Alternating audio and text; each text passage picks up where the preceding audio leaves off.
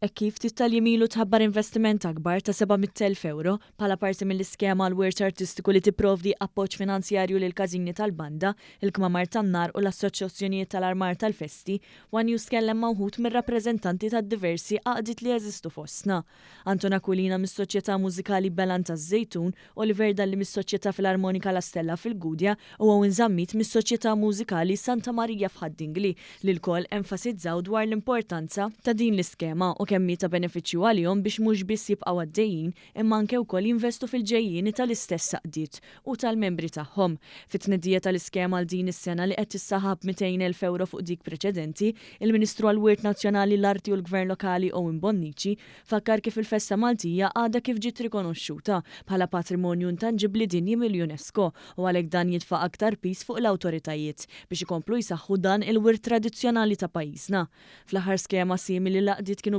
benefikaw sa massimu ta' 2,000 euro kull waħda. Iżda issa permezz ta' din l-iskema estiża, il-każini tal-banet jistgħu jibbenefikaw sa massimu ta' 8,000 euro biex iwettqu proġetti fis-sede tagħhom waqt li l-Kmamar tan-Nar u l-Assoċjazzjonijiet tal-Armar tal-Festi se jkunu intitolati sa massimu ta' 5,000 euro kull waħda biex ikomplu jiżviluppaw. Dan qed ikun ta' spalla oħra għal dawk l-għaqdiet li jridu jkomplu jinvestu, kif spjegaw it-tliet rappreżentanti li tkellmu magħna. Bla dubju din l-iskema ta' 700,000 mill-nant il-gvern ħatkun ta' benefiċċju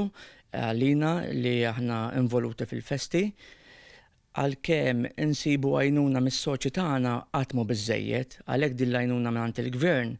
ħatkun tiswina ħafna. Ma ninsewx li l-każini tal-banet wara l-pandemija ħadu daqsxejn daqqa finanzjarja u skemi bħal dawn qed jgħinu ħafna il-laqdiet mużikali u laqdiet oħra li jieħdu sehem fil-festi sabiex il-festa li hija wkoll issa l-wilt kulturali intangibbli tal-UNESCO tkompli tikber, tissaħħaħ u t-tradizzjonijiet li għandna ikomplu għaddejjin il-qudiem. Nippjanaw fi proġetti għal proġetti li kieku mingħajr dawn il-fondi jew jieħdu snin biex isiru jew inkella